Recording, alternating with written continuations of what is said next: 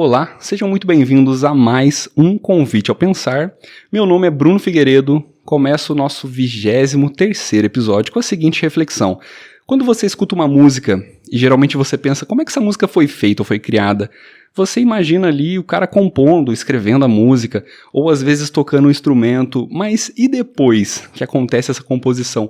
Como que a música sai do papel e vai parar no seu ouvido? Como é que aquela ideia bruta vira uma música pronta? E cada detalhe encaixado no lugar certo. A produção musical, às vezes, ela é até invisível para algumas pessoas, mas ela é essencial para que uma canção ganhe vida. E hoje eu estou com uma pessoa aqui que transforma notas soltas em um som de verdade. Seja muito bem-vindo, meu amigo Tim Alan. Fala, Bruno. Boa noite, pessoal. Tudo certo aí? Vamos que vamos. Feliz de estar aqui com você, cara. Obrigado de ter aceitado o nosso convite. Bom, que isso é uma honra participar aqui do Convite ao Pensar. Muito massa, obrigado mesmo. Vamos começar, para a galera de casa te conhecer, com você se apresentando, falando pra gente quem é o Tim Alan. Bom, pessoal, eu sou músico, né? Produtor musical, sou sócio proprietário do Estúdio Rock, né, aqui de Poste Caldas.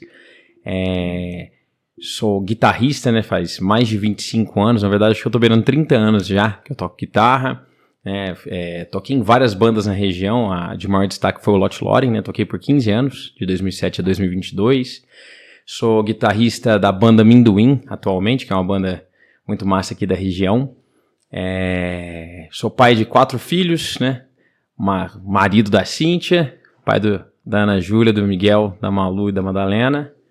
E, mano, entusiasta de planta, entusiasta de xadrez, nossa, muita coisa. Da hora. Eu te conheço como um bom guitarrista e como um cara do estúdio, né? Eu te conheci principalmente pelo estúdio. Mas eu quero saber, antes do estúdio, quem era o Tim Alan, o que ele fazia. E pra eu entender essa cronologia, o que veio primeiro? Primeiro veio a Lot Loreen, depois veio o estúdio? É isso? Nessa ordem? Sim. Na verdade, eu entrei no Lot Loreen em 2007, né? E em 2008 a gente foi para São Paulo para gravar o segundo álbum da banda, né? Quando eu entrei já tinha o primeiro Of Bards and Madmen, que é de 2005, acredito. Em 2008 a gente foi para São Paulo gravar no Casa Negra com o Rafael Lopes. A gente foi gravar o Someone's Back No More, que é a minha primeira participação em estúdio com a Lot Loreen. E o Estúdio Rock, a gente foi abrir ele em 2017, então tem assim 10 anos de distância de abrir o Estúdio Rock para quando eu entrei na Lot Loreen, né? O último disco da Lot Loreen, Principles of a Past Tomorrow, que é o meu primeiro como produtor musical, né? Meu primeiro marco de produtor musical em 2015, o primeiro trampo que eu assinei, ele foi produzido, assim, a parte que eu produzi foi produzido tudo em casa, né? Não tinha um estúdio ainda. Mas esse lance com o estúdio começou realmente ali. A primeira vez que eu pisei num estúdio de forma profissional como produtor, já fiquei assim, mano, é o que eu quero fazer pra minha vida, saca? Cara, eu sei bem essa sensação de estúdio muito louco, né, cara? Eu lembro a minha sensação quando eu fui no seu estúdio, gravei o primeiro som, mas a gente vai chegar lá. Nossa. Mas eu também gosto muito da energia de estúdio, a gente vai chegar lá. Inclusive, a música é um tema que foi muito falado aqui, porque eu curto muito, cara. Falando de música, você como guitarrista, como é que você começou a tocar guitarra e em que momento você entrou na Lot Loreen? Cara, vamos lá. Antes da guitarra, né? Quando eu era criança, eu ganhei um teclado, né? Ganhei um tecladinho do meu pai, devia ter uns 6, 7 anos. E aprendi de forma autodidata a tocar, inclusive aprendi a ler partitura, né? Pelo manual do teclado. E teclado é uma da hora, né? Aqueles tecladinhos. Era criança, eu tinha também, gastava uma onda. Sim. Tinha uma tecla que você apertava assim, tocava uma batidinha. Sim, tem várias coisas, né? De fazer som de buzina, som de animais e tal. Mas aí começou nessa pegada com o teclado, dali uns 2 anos eu ganhei um violão, e quando eu tinha uns 10 anos, mais ou menos, eu ganhei uma guitarra. E aí, eu já tava na pilha, né? Porque eu no violão não conseguia tocar o Guns N' Roses. Não conseguia tocar os lickzinhos. Caralho, mas com 10 anos eu já tava tocando guitarra, velho. Tá, aí comecei, né? Aprender a longa estrada, né? Porque desde então não parei mais. Mas assim, eu comecei a tocar, tinha uns amigos de escola que eram um pouquinho mais velhos, eles estavam tocando já, começando a formar bandinha, então rapidinho tava... Você já curtia esse lance de banda, assim? Sim. Desde muito pequena, comecei a ouvir rock com 5 para 6 anos, assim. Dentro de casa e tal. Bem precoce. Então, foi assim. Quando eu tinha por volta de 13 para 14, eu montei minha primeira banda na escola, né? Minha primeira apresentação foi em 99, lá no pátio do Colégio Municipal. Eu tinha 14 anos. E dali pra frente, eu fiquei uns 2 anos com a banda, Eternal War, o nome da banda. Depois eu entrei numa banda que já estava fazendo um movimento local, chamava Aggressor. Foi onde eu gravei minha primeira demo, né, aqui em 2002. Fiquei uns 3 anos no Aggressor, 2, 3 anos. Né? Na época eu entrei numa banda também que chamava Exotic Symphony, que era do Vitor Skeps, o Vitão, falecido Vitão. Na época ele fazia um evento que chamava Monsters of Poços, que era gigante, teve 5 edições, trazia umas bandas... Caralho, eu lembro desse evento, tinha umas cara. bandas grandes assim, então eu entrei nessa banda com ele, fiquei uma cota também, acho que uns 2 anos.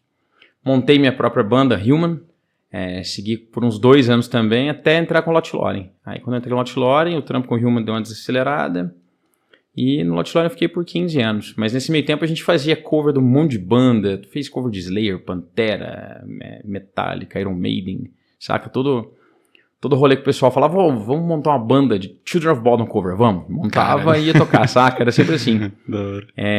Então, cara, foi esse rolê, assim. Teve muita banda de rock, principalmente nessa época aí, teve bastante banda de rock da hora aqui em Poços. Sim. Tinha uns eventos igual esse mesmo que você comentou. Eu comentei ontem com um amigo meu que teve um workshop dos irmãos Mariucci, que teve aqui em Poços uma vez. Tinha muito rolê assim, que pra gente era... Hoje em dia não tem nada parecido, cara. Nessa época era muito foda. Então, pra você ver que coisa legal, nessa época do workshop dos irmãos Mariucci, um dos organizadores era o Vitão. Né? Nessa época eu tocava com ele, então assim, eu tava por dentro de todo o processo que ele fez pra organizar e tal, é muito massa. Nossa, muito foda. E tinha, né, por exemplo, nessa época eu tocava com o Exotic Symphony, a gente chegou a tocar com o Xamã, na época eles estavam estourados, foi em 2003 no Monsters of Poços, né? Então, assim, os caras estavam com música em novela da Globo. Nossa, é mesmo, né? Os caras tinham acabado de sair do Angra, então assim, o bagulho tava bombando e a gente tocou com eles, assim. Nossa, então... foi no auge da Fairy Tail. Sim. Que da hora, cara. Eu lembro bem dessa época. Bem lembro eu e meu irmão, a gente foi num rolê e eu dando braçada. Eu era molequinho, então, cara. Eu dando braçada. Então, pra você ter noção, a gente tocou Exotic Symphony e depois tocou o Xamã. Na época, assim, foi o evento. Pô, eu acho que provavelmente eu tava, então, cara. Então, que foda. Vou até rastrear as fotos lá de casa lá pra ver. Às vezes acho que você não vem lá. E você veio com a bandaninha assim, corrente, calça rasgada. Legal. Mas que eu lembro dessa época que o meu irmão caçula, acho que ele tinha uns 10 anos, 11 anos, o Léo. E ele tava lá no meio do público, assim, sabe? Eu lembro meu irmão nadando de braçada nos caras lá assim, ó, saindo do braço. Massa demais, mano. Cara, a Lot Lorem era que estilo? Cara, o Lot Lorem era uma banda inicialmente, a galera chamava de folk metal, mas depois é uma parada mais power metal com prog, assim, com progressivo. Né? É uma vertente, assim, que misturava muito. Então, o nosso último disco, o Principles, ele tem alguns elementos de folk, né, algumas frases, né, algumas coisas de violão com a pegadinha mais folk, mas tem power metal pra caramba e prog também, né?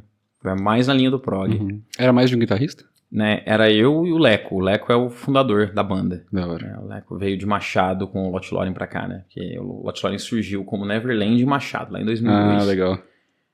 E vocês realizaram aquele sonho de todo mundo que tem banda, que é fazer uma turnê, viajar para outras cidades. Sim, a gente fazia um giro bacana aqui no Brasil, né? De 2007 até 2012, a gente tocou em várias cidades, a gente tocava muito em BH, tocava em Curitiba, tocava em São Paulo, né? A gente fazia bem esse eixo, sem contar as cidades, assim, aqui no sul de Minas, a gente tocou, cara, tudo quanto é cidade que você imagina aqui, né? Na beirada, no interior de São Paulo também.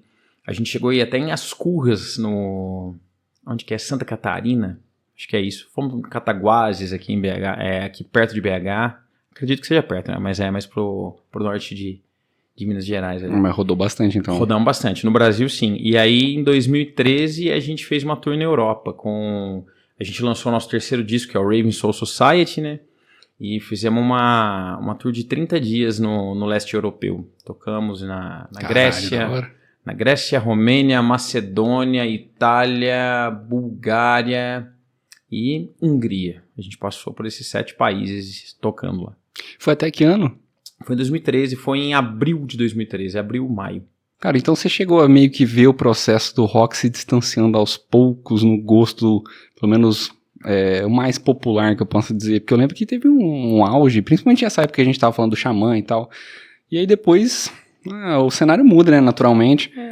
É que assim, eu acho que não é nem um distanciamento assim do gosto popular, Então vamos pensar assim, como que as pessoas consomem música? A forma de consumir música, ela muda, né, no decorrer do tempo. E isso impacta diretamente em movimentos, não diretamente na música. O cara que fazia rock e metal há 20 anos, 30 anos atrás, ele pode continuar fazendo da mesma forma. A diferença é como que o público dele consome música. Eu achei legal esse dia atrás, eu vi uma publicação do baixista do Judas Priest, falando sobre renovação de público, que eles têm 70 e tantos anos, a banda fez 50 anos, né? E ele falando, cara, que os fãs do início de carreira morreram, tá ligado? Tipo, os caras têm 50 anos de banda, a galera morreu. Então, se não tem uma renovação, a banda perde público, né? A forma como se consome música é muito diferente. O jeito que eu e você consumíamos música, do jeito que os nossos pais consumiam, do jeito que os meus filhos consomem, saca? Meu filho tem uma coleção de CD na estante, que ele provavelmente nunca ouviu. Porque não se ouve CD. Não tem nem lugar pra tocar isso mais, né? Então, sabe aquele lance de quando a gente era jovem, de pegar, por exemplo... Você pega eu peguei a época do vinil, você pega o LP, você tira o encarte dentro, cara, você olha aquela capa gigantona, cheia de detalhes. Hoje em dia, cara, qual o valor que tem uma capa de álbum? Né? Então é muito diferente essa forma de consumir música. E isso te distancia, por exemplo, de movimentos. Eu, quando era adolescente, eu ia pra show de rock todo final de semana. Em 99, o Angra tocou em Poços no Sesc. Eu tinha 14 anos. E eu tava lá. Que da hora. Então, assim... Hoje, por exemplo, o que tem de show? A molecada tá mais focado, talvez, em ficar em casa, jogando e falando entre si pelo celular, do que se encontrando para fazer coisas. E isso, cara, impacta num todo, né? A frequência com que eles vão para show, e aí acaba que diminui o show, igual eu falo. Antigamente, poxa, você vê o próprio Monsters. Quantos anos você tinha quando você estava lá? Nossa, não lembro, não faço nem ideia. 2003. Hoje em dia, cara, a galera não tá interessada, não desperta muito interesse. Então você acaba se envolvendo menos, os mais velhos vão deixando de ir, vão frequentando outros ambientes, e aí a cena diminui. Conforme a cena diminui, você tem menos música chegando para essas pessoas. Sabe uma coisa que eu gostava demais? Você falou do vinil, gostava de ir nas lojas... Você pegava o CD lá assim na prateleira e tinha um fone, um headphone assim. Aí você colocava o CD, colocava o headphone e escutava lá na loja assim, ó. Tipo nessas lojas de shopping. Pô, era mó legal. Eu amo CD até hoje, cara. Gostava demais. Eu tinha uma coleção massa de CD também. Hoje em dia eu não tenho mais. Chegou num ponto que eu não tinha tempo pra ouvir, né? Depois que eu comecei a trampar com o estúdio real, assim, o tempo pra ouvir música aleatória ele foi diminuindo cada vez mais, né? Então assim, eu escuto, mas não tinha mais tempo pra ouvir CD. Aí fez aquela pilha, né? Tinha, sei lá, quase 1000 CDs. Tudo empilhado. Onde eu olhei e falei, mano, não. Ainda mais hoje a gente tem um toque de dedo, né? Pô, isso que é foda. Eu sou meio contra ficar juntando coisa que você não usa. Então ficou um tempo lá, cara. Eu não conseguia mais ouvir. Falei, mano, vou passar pra alguém que use. Então, cara, eu disseminei os CDs pra galera. Da hora. Cara, você comentou do cara do Judas Priest. O que você teve de referência? Principalmente como guitarrista, assim. O que você consumia? O que você teve como tem uma história, inspiração? Uma história engraçada que é assim, acordei uma vez, eu era moleque, 5 para 6 anos. Eu acordei de madrugada e meu tio tava vendo um clipe na minha casa. Era um clipe de November Rain, do Guns N' Roses. E aí, cara, na hora que eu olhei pro Slash, eu falei, mano, eu quero ser esse cara, tá ligado? E a partir dali, mano, foi o que eu queria fazer. Então, minha referência primária como guitarrista é o Slash, saca? Depois, com 8 anos, assim, aí veio os guitarristas do Iron Maiden e tal, que são influência até hoje, assim, eu aprendi a tocar guitarra tocando Iron Maiden, Metallica, Sepultura, depois foi vindo, cara, virou uma avalanche de influência. É legal tanto que os clipes influenciavam, né? Sim, tinha cara, muito. Era um aparato visual muito envolvente, assim. Você olha o cara tocando guitarra na beirada de um penhasco, depois que ele caiu de carro, saca? Assim, você fala, poxa, mano, saca? É um bagulho que chama a atenção, né? Aquele lance dos Guitar Heroes, né? O cara, ele chamava atenção pra si só, o cara com a guitarra na mão, ele olhava pro público e ele tinha a galera ali. Ele enfeitiçava a galera. É um bagulho que chamava atenção. Então, eu como um moleque meio desatento, assim, fui pescado por aquilo. E quis aquilo pra mim, saca? Um sonho de todo roqueiro, ainda mais quando você é novinho, assim, pô. Você vê esses clipes, não tem como não se encantar. Sim. Pra você como guitarrista, o que foi primordial pra você se desenvolver mesmo? Cara, assim, eu agradeço muito que eu tive uma facilidade musical muito grande, né? Pelo fato de eu ter sido autodidata. Putz, cara, ouvir música e conseguir tirar as músicas de ouvido, né? Conseguir ler as partituras, conseguir ler cifra, conseguir lidar com música de forma muito fácil, assim, sabe? Do tipo, se ouvir um batuque e tá batucando junto e saber como que é aquilo musicalmente, acho que foi a coisa primordial para me ajudar a me desenvolver como guitarrista e como músico, né? Um todo. Porque quando você não tem essa facilidade musical, você também toca. Mas o caminho é um pouquinho mais difícil, né? Porque aí tudo fica baseado na mecânica do instrumento, né? Vou tocar do, ré, mi, fá. Um exemplo simples assim.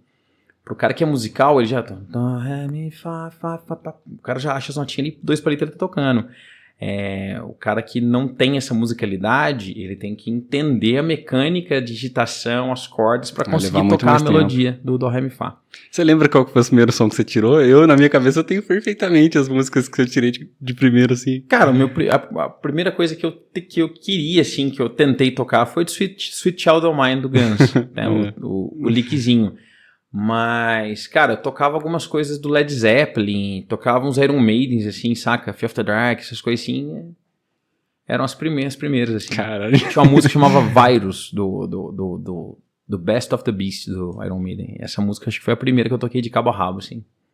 Cara, já começar com Iron Maiden é pesado, hein? Legal, mano. Assim, na época ele saiu em 96, eu tava fresquinho, assim, começando a tocar uma guitarra, então foi rapidinho. Cara, pra gente falar em relação ao estúdio agora.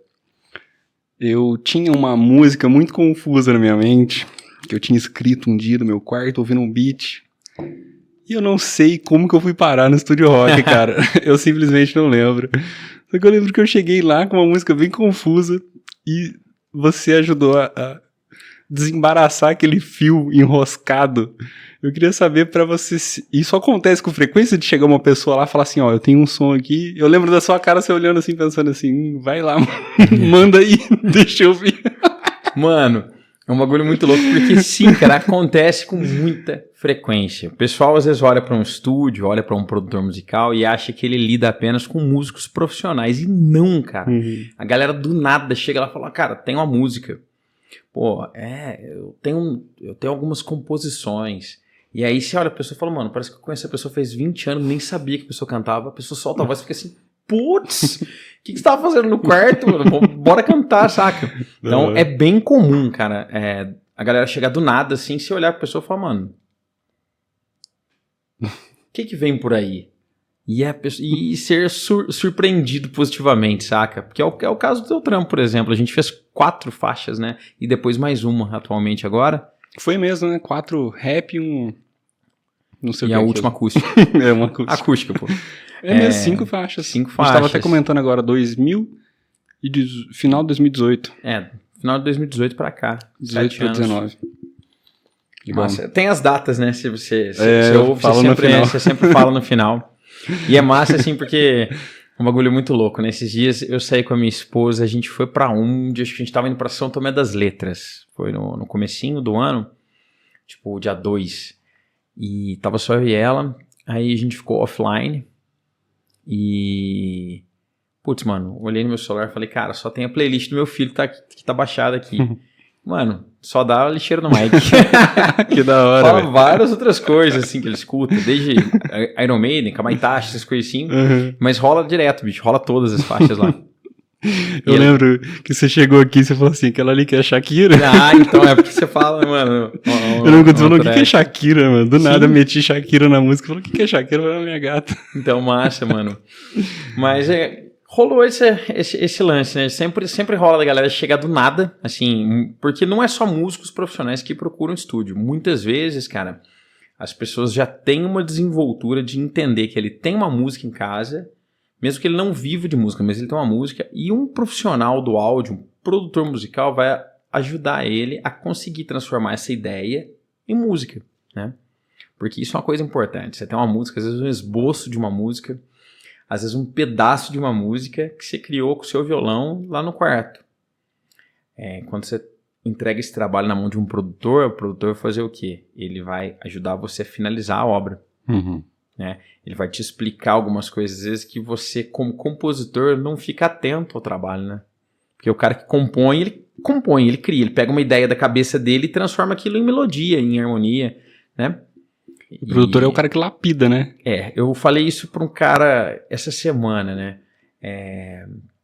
O produtor pega a sua composição, essa criação, e transforma ela num produto. Um produto que vai chegar para um espectador. Entendeu? Então, essas são diretrizes muito importantes, de você entender que a sua música ela vira um produto a ser consumido.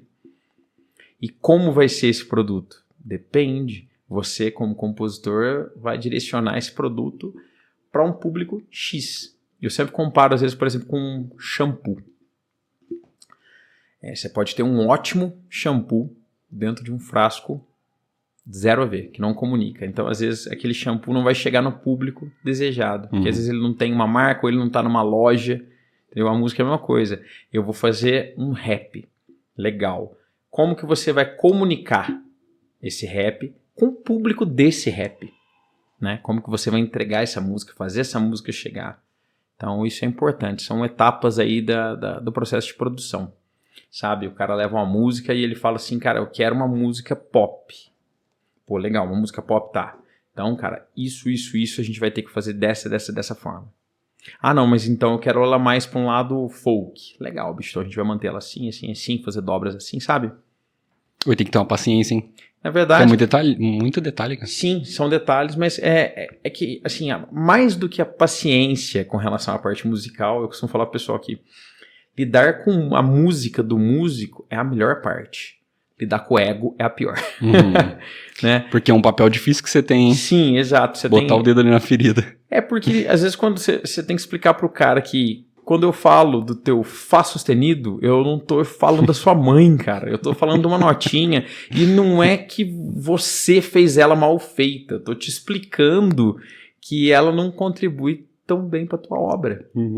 Porque a tua obra que tá aqui, mas que você quer que ela chegue aqui, ela segue alguns toques de estética que cada produtor trabalha de um jeito. Então eu costumo falar pro pessoal, quando você me escolhe, provavelmente você já ouviu alguma coisa do meu trabalho e você gosta. Eu acho que assim, não é um lance de tipo, caiu de paraquedas. Acontece também, né? Tipo, um estúdio, um produtor, vou fazer com ele. Acontece. Mas no teu caso, né? Eu não lembro, Tim. Eu fiquei pensando ontem, inclusive tive várias lembranças, vou até trazer aqui. Mas eu fiquei tentando lembrar ontem, eu falei assim, cara, eu simplesmente não lembro. Faz 7, 8 anos já, eu não lembro nem como é que tava na época. Sim. Muito doido. É massa, cara, é massa. Mas assim, faz parte do processo, né? Você vai produzindo igual. A última eu tenho certeza que você lembra de praticamente tudo do processo, né? Sim, até porque foi um processo grande, né, velho? Tanto que eu enchi seu saco com essa faixa, velho. Eu lembro que a gente fez muita coisa. E eu falava, não, mas isso aqui e tal. Nossa, eu lembro que eu te dei o trabalho dessa última faixa. Cara, mas assim, isso é muito importante. Isso é uma etapa legal, porque não é porque você leva o teu trabalho pro produtor que você não sabe o que você quer alcançar com aquela faixa, entendeu? Então, por exemplo, eu falo pro pessoal que por exemplo, você é o Bruno e eu vou te ajudar a ser o melhor Bruno dentro da tua música. Mas mesmo assim, às vezes você tem uma cobrança com você, com algumas coisas, e essa exigência ajuda a nivelar o trabalho pra cima, né? Sim. Ou a sensação de estar no estúdio mesmo, ouvindo no microfone, assim, é muito boa, cara. Eu gosto demais. Ah, legal, bicho. Inclusive, falei de lembrança. Uma lembrança que me marcou muito, não faz nem tanto tempo. Eu tava na sala com você ali no estúdio, e você chamou sua filha e você cantou um trecho da minha música e ela continuou cantando. Isso me marcou muito, você não faz ideia, cara. Mano. Muito foda, velho. Achei muito foda mesmo. É que eu falo, as crianças ouvem, né? Eles escutam. Eu sempre tô lá enfiando o som que eu tô fazendo pra eles ouvirem, pra eles darem... Legal. Pra eles até terem consciência do que o pai deles faz, né? Porque ter um estúdio é uma coisa, mas você trabalhar com produção, você ajudar... obras, às vezes músicas que estão num quartinho a chegar pro público, né? Pra galera falar, putz, eu tenho um trampo mesmo que eu produzi com um cara que chama Juan Camilo, né? A gente fez um EP que chama Cru, ele é de Monte Belo, E, mano, tem faixa lá que tá com 650 mil visualizações no Spotify. Então, assim, pensa, 650 mil pessoas ouviram aquela música. E a música tava quietinha dentro do quarto do cara, sabe? Você deu vida pra música. Entendeu? A gente trouxe esse trabalho, a gente fez um processo que é conjunto, né? Porque é o músico mais o produtor. E no final das contas, cara, isso chega pras pessoas. Então é muito importante mostrar para os meus filhos, assim, eles entenderem. Falam, meu pai fazia isso. Né? Quando fala assim, o que um produtor faz? Faz isso. E é um processo grande, né? A gente pode até explicar para quem não tem noção e nunca visitou pelo menos esse cenário, como funciona de fato produzir uma música, porque tem vários processos, né? Não é só chegar lá, gravar, você captar o som e tratar e falar, tá entregue. Sim, na verdade esse é o processo, a galera, todo mundo imagina que é isso, né? O cara vai chegar lá hoje e daqui 3 horas ele sai com a música pronta, né? Às vezes eu faço alguns orçamentos pessoal, eu falo, esse tipo de música a gente leva de 25 a 30 horas pra fazer. O cara fica assim, mas a música tem 4 minutos. Fala, então, mas ela tem bateria, guitarra, baixo, violão, 3 vozes, teclado, etc, etc, etc. Existe um processo muito importante, né? Porque assim, dentro do processo de produção musical, você tem que ter múltiplos conhecimentos, né? Dentre eles, assim, você vai trabalhar com música, né? Claro, tem gente que produz sem ser músico. O Rick Rubin mesmo assim, o cara não sabe de nada musicalmente falando, ele não tem teoria musical, ele não toca nenhum instrumento, mas ele consegue ouvir e falar se tá bom ou se tá ruim. Isso calibrado. Mas assim, no meu caso, por exemplo, a gente tem conhecimento de harmonia, de melodia, de ritmo, de texturas, de mercado, e tem um feeling grande com o músico também, né? E você trabalha também com o lance do psicológico, né? Saber se o cara tá bem, né? A sessão, cara, de gravação, por exemplo, ela envolve vários fatores, fator de escrita, a língua que o cara tá falando, o sotaque do inglês que o cara canta, número de sílabas quando o cara fala. Cara, são diversas partes, assim, né, que envolve o processo. Mas tem uma parte muito primordial, que é a pré-produção. A galera não entende, às vezes, que você passa mais tempo em pré-produção do que produzindo o trabalho. E a pré-produção é aquele momento onde você entra em contato com a música e começa a desenvolver elementos e dar um desenrolar para a música e coordenar aquele trabalho. Na pré-produção é onde você identifica uma música, uma estrutura, onde o cara fez um refrão maravilhoso e o refrão aparece uma única vez. Depois você fala, cara, esse refrão deveria aparecer aqui, aqui e aqui. Né? Na pré-produção você identifica que o cantor fez uma música em Si menor, mas na verdade, cara, o tom para ficar confortável teria que ser em Lá menor, saca? Você entende às vezes que o cara tá tocando um andamento muito rápido, quando na verdade a música deveria ser um pouco mais lenta, ou ao contrário. Na pré-produção a gente entende se o baterista, a técnica de bateria que ele usa vai ser compatível com tal caixa de bateria e com tal tipo de microfonação. Então, cara, é onde a gente começa a criar a concepção de todo o projeto. Geralmente um músico, um grupo de músicos, às vezes, eles imaginam que a música... Cada um imagina uma música na sua cabeça. Por mais que eles estejam tocando a mesma coisa. Cada um imagina uma coisa. Baseado na experiência e na realidade dele. Eu, como produtor, ouço eles tocando e imagino a música pronta. Lá na frente. Então, muitas vezes acontece do pessoal chegar com a música e querer falar pra mim que ele quer aqui, ele quer isso com a música e ele tá andando pra cá. Então, a gente, como produção, fala, não, vem pra cá. Pra gente fazer isso aqui tem que ser feito isso, isso, isso. Então, o processo de pré-produção é onde a gente alinha essa diretriz. Você pega o músico, entende a música, para então a gente conceber guias, alinhar detalhes, para então começar a gravar. A gente grava, tem o processo de gravação, que é onde você faz a captação de diversos instrumentos, né? A gente tem o processo de edição, que é onde você alinha coisas que precisam ser alinhadas. Por exemplo, você fez 5 takes de um determinado instrumento, vamos supor, de guitarra, 5 takes. Aí você ouve o verso, no take 1 o verso está melhor.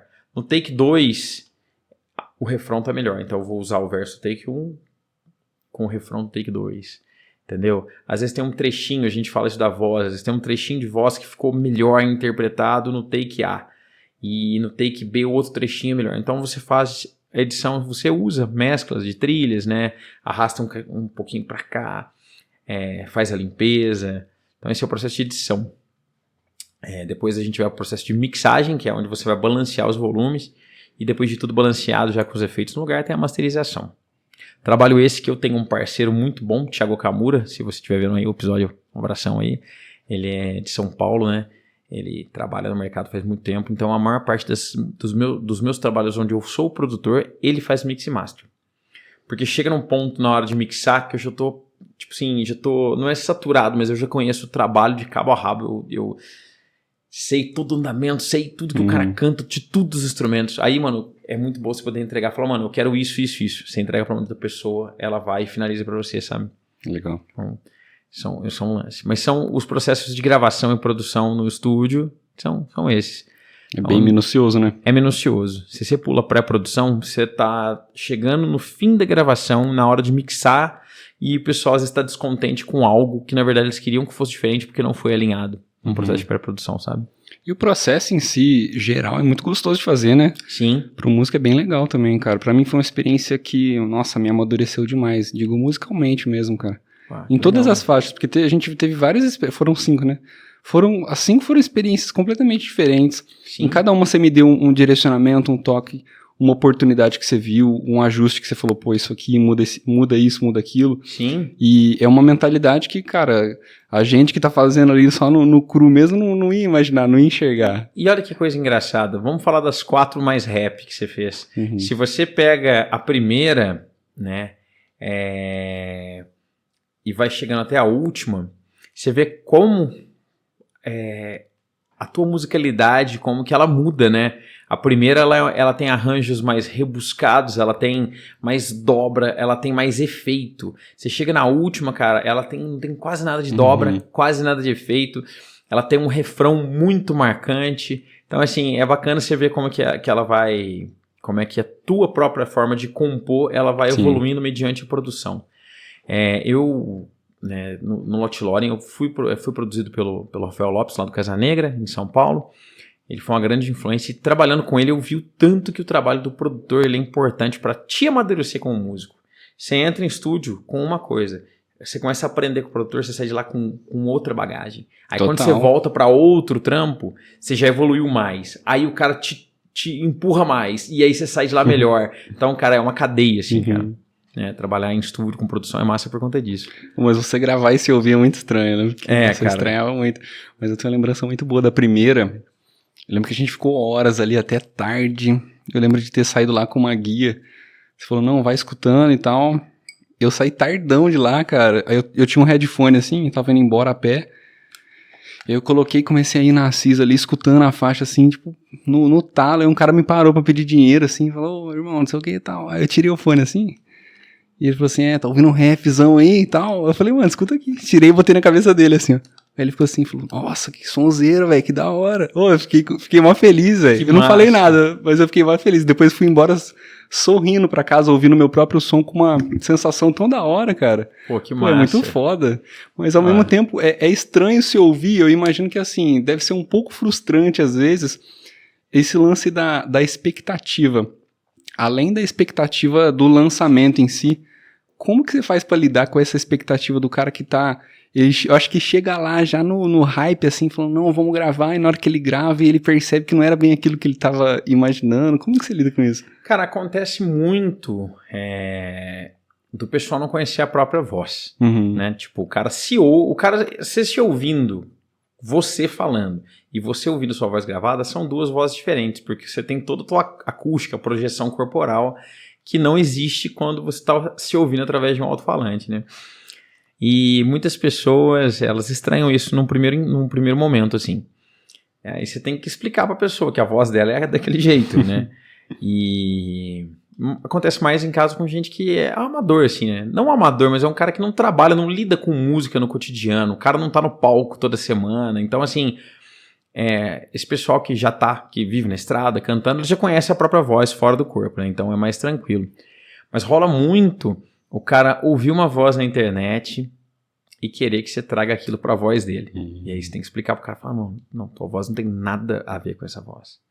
Sabe? Ah, mas o efeito desse cara, falou assim, o efeito desse cara tá aqui por conta da voz dele. Se você colocar esse efeito na sua voz, não vai ficar legal. saca? Não é uma questão de edição, né, velho? Não é uma questão de edição. Algumas coisas, a grande maioria delas tem a ver com particularidades da voz, saca? Se eu ouvir o Ozzy tem efeitos que funcionam pra voz dele. Se eu colocar na minha voz, vai ficar paia, saca? Não vai ficar funcional. Né? Se eu ouvir o Ozzy com aquela pegadinha assim... E aí tem aqueles efeitos e tal. Aquilo é legal pra ele, poxa. Você vê, a gente fala que todo cantor tem um tipo de reverb, um delayzinho que ele gosta, uma particularidade que exalta alguma característica vocal dele ou esconde alguma falha vocal. Às vezes o cara tem a voz muito anasalada, então ele tem um corte de frequência ali que é importante para não trazer a voz mais anasalada mesmo, né? Tem pessoas às vezes que tem um alcance vocal um pouco menor, então o cara tem alguns artifícios para poder compensar isso, né? É bem particular, mas assim, no geral, a grande maioria das pessoas é bem descontente quando ouve a voz gravada num primeiro momento, assim. Acho que de começo é normal, né? Estranhar, Sim. Ainda mais quem nunca... Sim. Porque, pô, uma coisa é você cantar em casa, no seu quarto, outra coisa é você cantar lá se ouvindo assim, tão sensível, porque você escuta nitidamente, né? É outra pegada. Todos os detalhes da tua voz estão aqui, e é muito engraçado, porque, por exemplo, igual a gente tá aqui no fone, tá no microfone, você tá ouvindo a tua voz bem... O foco é total na tua voz. Então, assim, é muito particular. Diferente de quando você tá sem fone, sem microfone, num ambiente. Tem a tua ressonância interna, tem a acústica do lugar. Geralmente tem outro tipo de barulho. Raramente está em silêncio, né? Aquele silêncio ensurdecedor e só você cantando e só você falando, né? Então tem essas diferenças. Da hora. E em relação à complexidade, qual que foi o trabalho mais complicado que você já pegou em relação a complicações que você encontrou? Cara, não é nem tanto complicações, mas eu vou dar um exemplo aqui, ó. Acontece muitas vezes do pessoal entrar em estúdio e os músicos não estarem preparados para fazer aquele trabalho. Então você marca uma sessão de batera, o cara foi para casa, o cara fez o trampo, de acordo com ele estudou tudo que precisava, praticou. E aí chega na hora de fazer o som na sessão, o cara não toca, ele não entrega. Ou ele entrega um trampo que não está muito legal. Então, a complexidade hoje é fazer o músico entender que, cara, pratique muito bem e seja realista com a sua técnica. Não adianta você querer fazer um pedal duplo na música inteira se você não consegue fazer isso. Né? Não existe um milagre. Galera, às vezes você chega muito, não, vamos fazer um bagulho, vamos programar esse boom. Fala, tá, você quer programar? A gente programa. Mas não é você tocando. Quanto disso é problemático, saca? A galera... Esses são problemas gerais que você tem. O cara quer cantar notas que ele não alcança. Porque como é que vai reproduzir depois? Não, foda. às vezes não é nem reproduzir. Por exemplo, tem cara que quer gravar e não quer tocar, mas o cara quer cantar a nota e o cara não canta a nota. Pô, aí é foda. Saca? O cara quer pegar um agudão lá e ele não consegue. O cara faz 20 takes, ele acaba com a voz dele e ele não pega a nota. E aí a hora de você voltar, fala, cara, você não tem essa nota. Entendeu? Então, deve ser foda pra você esse papel, velho. Cara, é complicado assim porque muitas vezes, é igual eu te falei, o cara leva como se fosse pro pessoal, quando não é. Tem a ver com uma possibilidade técnica, né, e uma interpretação artística. Tipo, eu quero cantar uma notinha lá em cima que o meu corpo não faz a nota. Então, cara, tem que ter um bom senso. Mas é o que eu te falo, menos música e mais ego. Sim. Entendeu? É um equilíbrio difícil, assim. A maior parte dos projetos assim que a gente tem problema tem a ver com ego. E, no geral, não é nem um ego. Na verdade, são vários egos, né, dentro de um grupo onde eles não se acertam, né? Nossa, ainda tem isso, né? Deve ser bem difícil. Porque quando você lida com um artista só, uma coisa. Quando você lida com vários, sempre tem um cara que tá preocupado demais com o instrumento dele. Então o cara tá ali, ele não tá nem aí pro que a música ficou, ele quer saber do baixo que não aparece. Mas não é que não aparece da forma que ele julga que deveria aparecer. Quando na verdade o baixo tá ali no lugar dele, ok, aparecendo, somando pra produção. Mas o cara tá assim, não, mano, mas não aparece. Aí tem outro cara que não gosta de baixo e quer que abaixe o volume do baixo, saca? Então tem... Entrar no meio termo, né? Você tem que entrar no meio termo, cara. É mais difícil lidar com as pessoas do que com o programa em si, cara, com a edição, cara, né? Muito, muito. Ao mesmo tempo que é prazeroso, porque cada vez mais, assim, que as pessoas vão deixando você produzir, vão confiando no seu trabalho, você entra dentro da mente criativa deles. E quando tem essa aceitação, quando rola a química, né, de produção dentro da música, aí, mano, o resultado é fantástico, as sessões são ótimas, assim, saca? Sessão, às vezes, de 2 horas, cara, que você conversa 1 hora delas, assim, é só pra botar as coisas no eixo, conversando, desenvolvendo. Aí, na hora que você vai gravar, é aquele take certeiro, assim, sabe? É muito massa. Ô Tim, quando a gente fala de estúdio, geralmente a galera pensa só em relação a gravar música. Vou lá, vou gravar uma música. E, na verdade, é muito além disso, né? Tem muito mais coisa. Eu queria que você contasse pra gente do que mais é composto o estúdio rock. Sim, mano. Vamos lá, ó. O estúdio rock, né, falando dele em específico, a gente tem hoje, né, o estúdio, a sala de estúdio, onde o pessoal ensaia também, né? Muitas bandas não tem lugar pra ensaiar. O cara não tem lugar nem pra montar a bateria dele. O vizinho do cara vive ameaçando ele. Esse cara é o pai que não quer que ensaie. Então a galera usa o estúdio pra ensaiar, né? No estúdio rock a gente tem uma oficina de luthieria, manutenção de instrumentos, que é, por exemplo, o pessoal... eu sou luthier faz mais de 20 anos, luthier de ajustes. Então, cara, faço parte elétrica de guitarra, manutenção, regulagem, baixo, violão, saca? Que é bem importante até porque quando você vai fazer uma sessão de gravação, seus instrumentos têm que estar... ok, né? Você tem que estar afinando, né? Ninguém quer uma guitarra que depois que você vai gravar, você vai ver que ela não está afinando direito, o solo soa desafinado, não porque você desafinou, mas porque a guitarra não entoa e tal. O Estúdio Rock trabalha também, a gente faz editais, né? Editais de cultura, porque a gente sabe que o trabalho de estúdio tem um custo que muitas vezes as pessoas não têm como pagar. O cara tem um trabalho massa, ele quer gravar, mas não tem como. Então, quando ele tem um trabalho de visibilidade, a gente consegue, aí, através de editais de cultura, fazer com que ele disponibilize verba para poder estar fazendo esse tipo de trabalho, né? Mas, cara, muitas bandas vão no estúdio, a gente tem uma área massa lá onde o pessoal faz reunião, né? Então, a galera, às vezes, Alan, a gente precisa marcar uma reunião, a galera vai lá, usa o espaço do estúdio. Assim, é bem bastante coisa, assim, para o músico... se sentia não só amparado, mas para atender ele em vários aspectos, sabe? Tem um lance também, né, que a minha esposa, que a Cintia é minha sócia lá também, a gente tá trampando com lance de lançamento, né, para começar a subir as músicas de forma eficaz, para poder fazer divulgação desse material posterior, né? Porque o lançamento, produzir a música é uma etapa. Depois que você produz, você quer que ela chegue nas pessoas. Isso é outro tipo de trabalho, né? E é uma etapa que a galera tem muita dúvida, né? Sim. Que é um processo, assim, que assusta um pouco as pessoas. Eu mesmo não entendo muito, mas minha esposa é bem inteirada nisso, né? A Cintia tá bem por dentro. Temos, quando a gente abriu, a gente tinha um bar, né? O estúdio tinha um barzinho, né? Ele ficou durante 2 anos, né? E nesse bar a gente fazia um lance que era ensaio aberto. As bandas ensaiavam lá, a gente marcava, divulgava, as bandas ensaiavam, tudo microfonado, a gente fazia uma mix e com câmera, tinha uma TV no bar. Então a galera tava ensaiando lá dentro, tinha uma TV transmitindo o ensaio pra galera. Então muita banda, assim, cara, passou por lá. A gente fez mais, acho que de 80 ensaios abertos, assim, com várias bandas de pós-região. Era bem massa. Mas aí, 2019, deu... cansei do bar. A gente fechou e focou só no estúdio. Da hora. E é um trabalho que exige muitas horas, pelo menos falando da minha parte da experiência que eu tive com você ficou, nossa, um tempo preso nas minhas faixas aí de até tarde, né? Sim. Então, eu acredito que seja um trabalho que deve exigir bastante de você, uma dedicação, assim, digo, de tempo mesmo, que deve te prender bastante lá no estúdio. Você comentou que você tem 4 filhos, né? Sim. 3 meninas e um menino. Como é que você faz para equilibrar essa balança e para lidar com tudo isso ao mesmo tempo? Você falou que você viajou para fora, para Europa. Como é que você fez? Até para deixá-las aqui, como é que você lidou com isso? Assim, precisa de um apoio em casa muito grande, né? Por exemplo, a Cintia foi uma parceira, né, de segurar as pontas.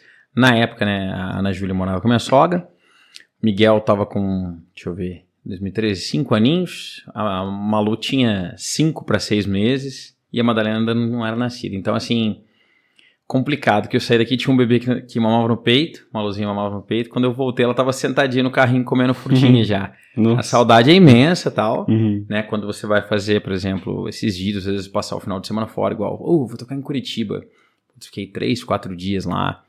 Assim, dá uma saudade, né? No próprio trampo no estúdio, tem dia que eu vou, esses dias pra trás mesmo, cara, entrei lá, sei lá, 8 da manhã, saí de lá às 4 da manhã, no outro dia voltei cedinho de novo. Então tem dia que é puxado, mas o que eu interpreto assim é que muitos trabalhos exigem essa distância de casa, né? Eu ainda fiquei um mês na Europa. Imagina essas bandas, os caras saem de casa e ficam um ano em turnê. Nossa, pensa bem. E imagina, por exemplo, tem cara que... Os caras que são caminhoneiros, que viajam o país, né? Cara, o trabalho às vezes exige uma certa distância de casa. Eu sou muito feliz hoje porque eu moro pertinho do estúdio. Então, assim, quase não faço trampo de tocar fora e tal. Poucos, mas a gente tenta conciliar, né?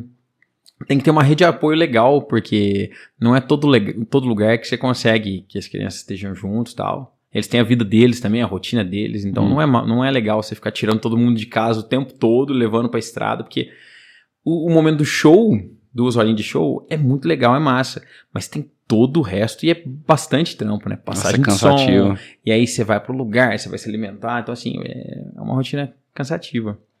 Essa vida de banda é muito foda, né, cara? Bem legal. É legal. Como a Lot Loreen acabou em 2022, acredito que você, depois de tanto tempo em banda, pra você ficar sem banda hoje, você deve sentir uma falta, né? Como é que tá a sua vida como músico hoje, cara? Então, eu entrei no Minduim, né?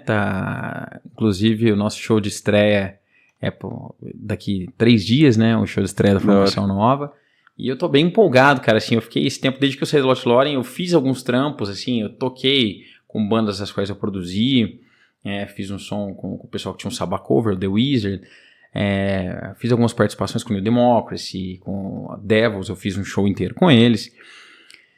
Mas nunca quis integrar um time, era sempre como participação, como convidado. A não ser no caso do Wizards, assim, que era meio pontual, mas a galera era bacana. Mas eu esperei um momento onde eu tivesse alinhado com o ideal do trampo, saca? Essa oportunidade aí de estar tocando com o Minduim, eu já fui produtor deles, a música Luz, que a gente produziu no ano passado, uma música muito massa. Então, assim, eu fiz um trampo pra eles da Pobre Coração, que foi a primeira música, foi o primeiro trampo que eu produzi no estúdio, enquanto estúdio rock, e a primeira música deles também. Então, a gente tem um envolvimento de longa data. Você já tinha uma certa familiaridade com a banda. Então, foi bem massa. É um momento, eu tô, assim, empenhado, empolgado em voltar pros palcos e tal. Então, uma hora bem massa, assim, de voltar com o trampo.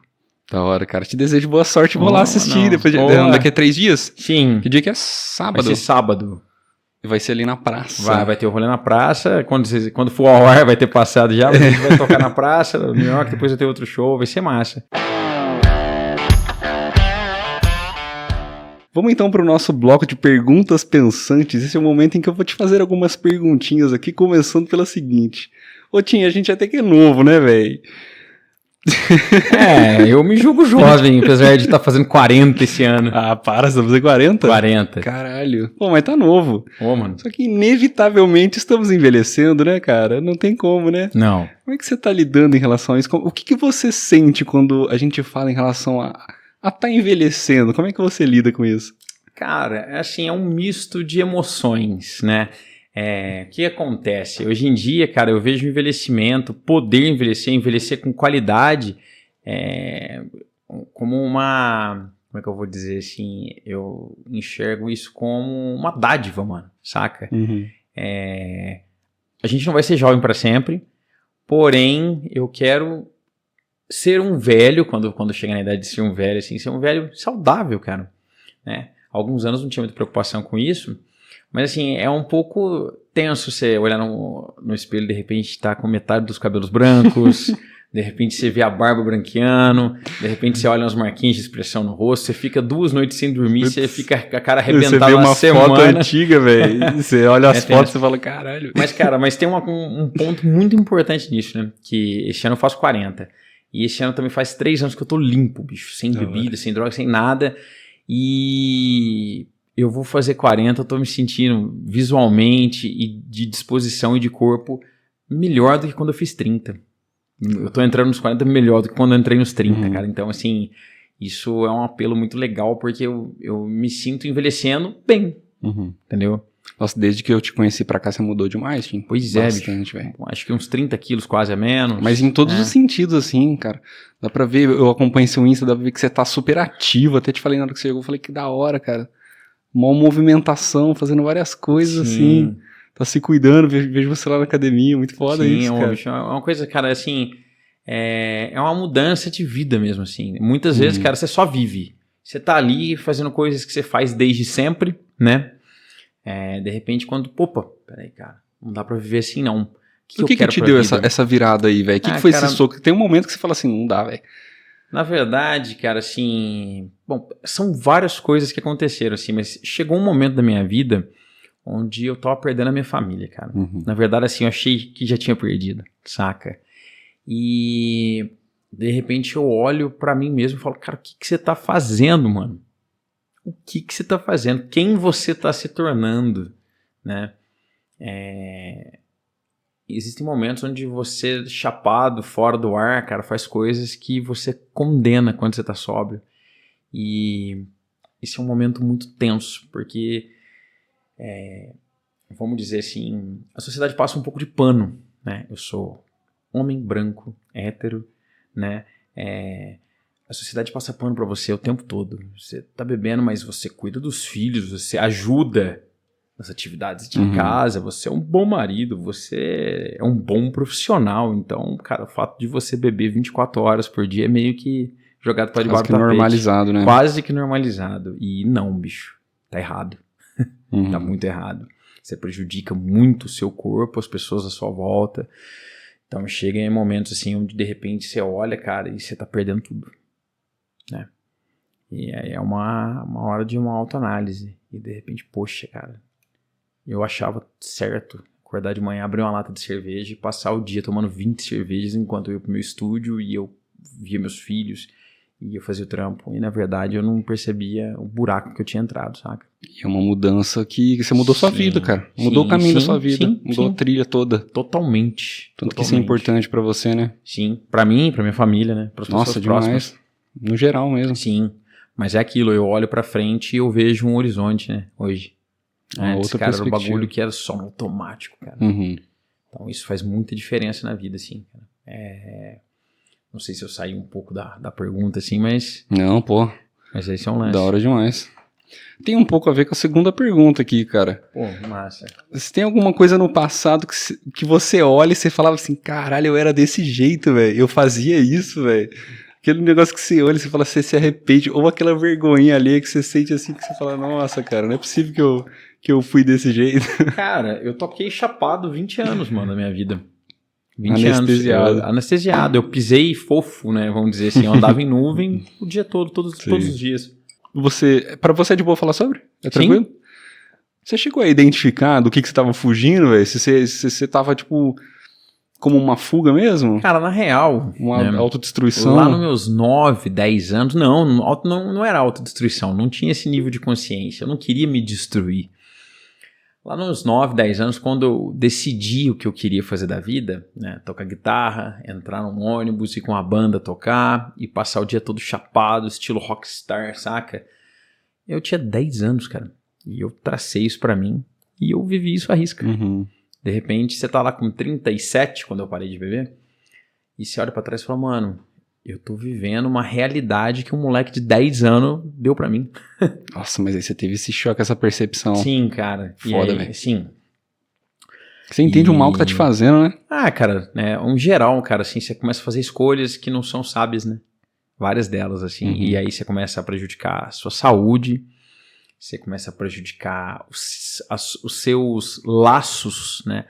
O seu envolvimento com pessoas importantes, você começa a prejudicar a sua forma de se relacionar com o seu trabalho. Pra você ter noção, cara, comprometeu a forma com que eu me envolvia com tocar guitarra, saca?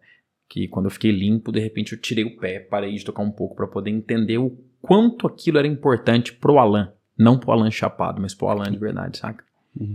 Então é uma reavaliação que você tem que fazer de um todo, de um cenário no qual você tá inserido e de repente, sabe, você fica limpo. De repente você fica limpo e... Cara, e aí? Eu vou pra esse lugar? Putz, cara, eu vou fazer isso? Cara, o Alan sóbrio gosta disso de verdade, entendeu? Assim, são várias coisas que te acometem, mas aí é o que eu te falo, eu tenho vergonha de no passado, cara, ter mantido isso da forma que era, saca? Dirigir chapado o tempo todo, passar o tempo todo chapado. Isso é uma coisa que me traz uma vergonha. Mas é da hora você ter essa percepção, cara. Sim, porque eu não quero repetir, né? Uhum. Você tá com a Cintia há quantos anos? A gente falou agora há pouco. 15 anos, 15 cara. 15 anos. Deixa eu fazer uma pergunta agora sobre a Cintia. Sim, opa. O que te fez apaixonar pela sua esposa, cara? Nossa, cara, que coisa, que pergunta, né, velho? É assim, é uma pessoa maravilhosa, sempre foi, né? Tipo, desde sempre, o jeito dela, assim. E a gente foi legal, assim, que o nosso relacionamento começou sem expectativa, né? Eu tava solteiro fazia um tempo, ela tava solteira fazia pouquinho tempo. Ninguém tava a fim de se envolver. E a gente começou a ficar, e a gente se envolveu, cara, e 8 meses depois a gente tava morando junto, saca?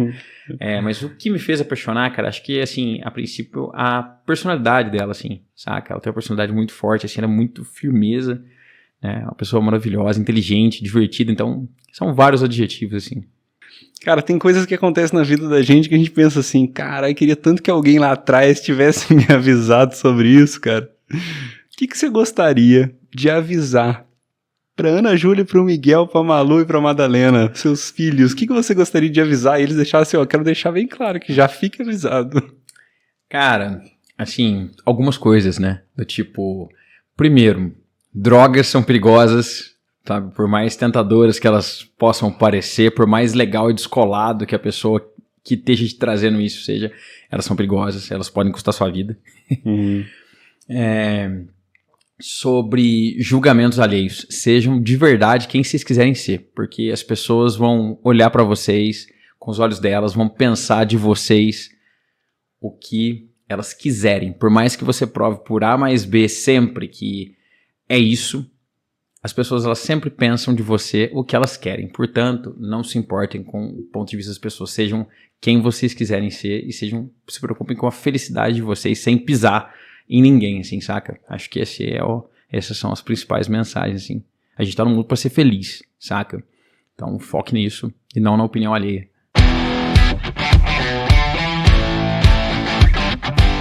Agora a gente vai entrar no bloco entre o céu e o caos. Céu é o momento ápice, é o teu ponto lá em cima, é o ponto mais alto. E caos é aquele momento que todo mundo tem que fala, pô, fundo do poço, esse é o meu pior momento. Massa. Então você vai compartilhar com a gente uma lembrança, um momento que te vier à mente de teu ponto caos e o teu ponto céus. Pra mim, o ponto caos é o dia antes de parar de beber. Esse é o ponto caos, assim. Eu chapado, perdido, né? Acordando no outro dia, assim, cara, olhando do tipo, o que eu fiz, né? Não que eu não tenha feito, que isso não tenha acontecido, né? Várias e várias e várias vezes, né? Mas você acordar sem saber o que você tem, o que você fez, né? Então, o ponto caos pra mim é isso. É a data anterior à minha decisão de ficar limpo, saca? Caótico, assim, sem se acordar no outro dia, sem saber, as pessoas tendo que te explicar tudo que foi feito, saca? Terrível. Nossa, horrível mesmo. Horrível, absurdo. E, cara, nossa, mano, o céu, assim, né, o ápice, são tantos, cara, assim, hoje eu me julgo uma pessoa, assim, eu me julgo um cara privilegiado, né? Eu tenho uma família maravilhosa, um trabalho maravilhoso, os meus clientes, os meus amigos são maravilhosos, assim. Então, cara, é muita gratidão, saca? Eu acho que, assim, um momento muito especial, né? Pra mim, cara, os aniversários do Estúdio Rock, por exemplo, tá fazendo aniversário com o estúdio agora dia 3 de março, né? Um aniversário de 8 anos, né? Uma empreitada minha e da Cintia que deu certo, que continua dando certo. Isso pra mim é um céu, cara.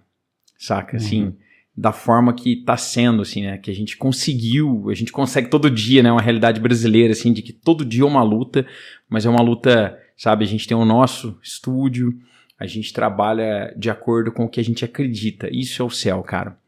E é o que eu falo, assim, pode parecer até meio exagero, cara, mas todo dia que eu vou embora do meu trabalho, eu abro a porta da minha casa, eu entro e eu vejo as pessoas que eu amo lá dentro da minha família, todo mundo com saúde, todo mundo feliz, todo mundo bem, cara, todo dia é um ápice, assim, saca? É uma vitória, meu. Só pra reiterar, assim, eu tive muitas metas na vida enquanto artista, assim, eu queria abrir pra banda grande, e tocar, cara, dividir palco com um cara que eu escuto desde a infância, assim, sabe? Com bandas Symphony X, Gamma Ray, a gente tocou Sepultura, Angra, Xamã, sabe? Cara, inúmeras bandas, assim, das quais eu era fã e de repente a gente tocou junto. Realizei, sim, a gente lançou vários discos que foram muito bem, né, bem aceitos pela mídia, pelos fãs, a gente tinha uma base de fãs legal. E a gente fez turnê pela Europa, assim, então, cara, atingi muita coisa, né?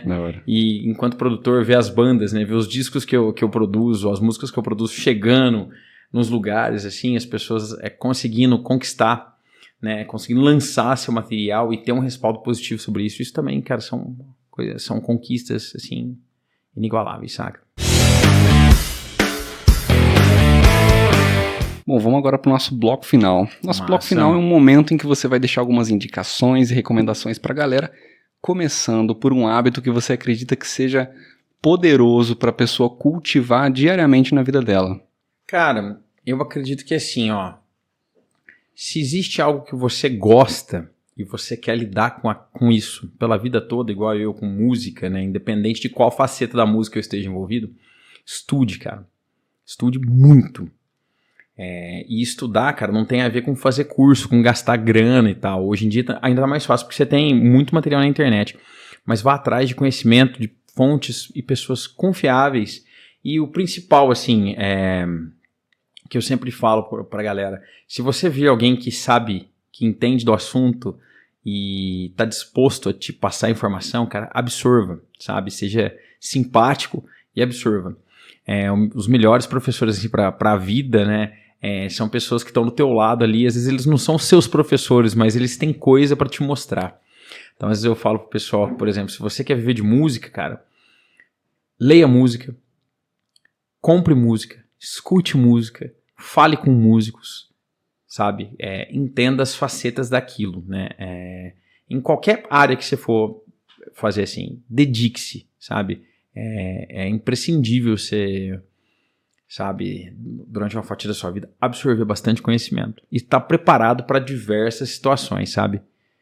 Isso é um lance que eu acho imprescindível. E uma coisa muito importante também é que cada ser é individual. A gente tem características nossas, né? Como pessoa, particularidades, né? Por exemplo, como eu falei da voz, cada ser humano tem uma voz, etc. E muitas pessoas querem ser padrão. Elas querem caber, elas querem ser igual ao amiguinho. Valorize as suas particularidades, cara. Nada mais legal pra vida, pra você como indivíduo, que realçar suas individualidades, saca? Isso pra mim é primordial. Em qualquer área que você vai atuar na sua vida, assim, mano. Você só vai se destacar se você for você mesmo, né? O segundo ponto, você vai deixar uma indicação, aí você pode escolher um desses. Ou um filme, ou uma série, ou um livro, ou uma música pro pessoal de casa. É que a gente só falou de música, eu vou pular isso então, mano. Então, vamos lá. Uma série, eu tô assistindo Anéis de Poder, né, que é do Senhor dos Anéis, né? É uma sequência, né? Acho que é um spin-off, né? Dos filmes, dos 3 filmes do Senhor dos Anéis. Então, assim, mano, eu assisti e achei massa pra caramba. É da onde? Assim. É série mesmo? É uma série, Que foda, cara, eu nem sabia. Tá na 2ª temporada já. Caralho, que da hora, não sabia. Cara, legal. Se você curte o universo de Tolkien, assim, bicho, vá que é muito bom. Pô, que interessante, cara, vou procurar saber. Nossa, legal. eu tô órfão de série, cara, tô precisando de uma série nova. Pô, mano, massa. Assim, eu sempre falo, tem algumas clichês, assim, que eu gosto muito. Tipo, eu e minha esposa, a gente tá vendo Two and a Half Men, de novo. Depois de, sei lá, 10 anos, a gente tá assistindo de novo, assim, saca? Bem massa. Esse é o momento pra gente fechar o nosso bloco final. Esse é o seu convite ao pensar. É o momento que você vai deixar no ar aí uma reflexão pra borbulhar na cabeça do pessoal de casa. Caraca, mano, uma reflexão. Cara, uma coisa que eu acho legal, assim, das pessoas, assim, hoje em dia, é que preocupar-se com o seu meio, saca? Assim, como que as gerações vão estar pra frente, o consumo, por exemplo, assim, ó, igual, eu como carne, cara. Eu adoro carne, adoro um churrasco. Lá em casa a gente come carne e tal, come ovo e queijo e tal.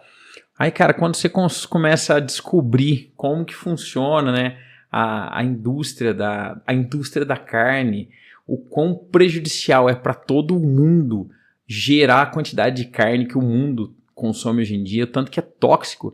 A gente se pega no, cara, eu adoro carne, mas o que eu posso fazer para contribuir para que isso diminua, saca? Então a gente tem pensado assim, às vezes eu converso em casa, tal, uma possibilidade da gente virar vegetariano. Quase impossível, porque a gente realmente gosta do consumo e tal, mas tentar achar maneiras mais sustentáveis, né, de consumir carne. Boa. Tim Alan, te agradeço. Primeiramente, você aceitar o convite, vir aqui trocar essa ideia comigo. Abrir aí bastante coisa pra gente, bem legal. Massa. Vou deixar um espaço para você fazer suas considerações finais e para você deixar as suas redes sociais pro pessoal conhecer não só o seu trabalho, mas te conhecer também, saber como é que eles podem acessar o estúdio. Esse é o seu espaço. Massa. Primeiramente, Bruno, muito obrigado pelo convite aí, o convite ao Pensar. Foi um prazer estar aqui, né? Eu adoro, né, a tua trajetória como músico e multifacetado, né, mano? Você está envolvido sempre em várias coisas aí. Para o pessoal que tiver interesse em conhecer aí o nosso trabalho com o Estúdio Rock, é o estudioRock.pc no Instagram, tá? O meu particular é timalan.studiorock, tá? Acesse nossas redes sociais, a gente tem lá uma playlist com os nossos trabalhos feitos, produzidos no estúdio, que estão no Spotify. E vamos que vamos. A gente fica ali na Barão do Campo Místico 28, comecinho. Quem quiser dar um pulo lá, aciona a gente aí pelo Instagram e vai conhecer o espaço. Vai ser um prazer recebê-los lá. Valeu? Acho que esse é o primeiro episódio que o cachorro não ia aparecer e ele apareceu bem agora no final. Legal, cara. Ele gosta, ele sabe que eu tô gravando, ele fala, não, peraí, não vou ficar sem participar. Massa. É isso aí, mano. Faz parte, marca registrada do podcast. E esse cachorro, justo esse eu não consigo tirar na edição, velho. Massa ele demais, gosta de mano. participar. Legal, bicho. Participação aí, participação animal. Eu vou fazer um mascote pra ele, vou botar ele aqui nas edições. Massa. Aí, ó. Bom, pra você que assistiu esse vídeo até o final, eu queria deixar o meu agradecimento. E se você tiver interesse em ficar por dentro das novidades, se você quiser saber quem serão os próximos participantes, se você quiser saber o nome do mascote logo mais, se quiser mandar sugestão de participante, se você às vezes está assistindo e viu uma oportunidade aí, o nosso Instagram é @conviteaopensar. Estaremos sempre de porta e janela aberta lá para vocês participarem. Queria agradecer o apoio de todo mundo lá, que vocês estão super engajados, sempre participando.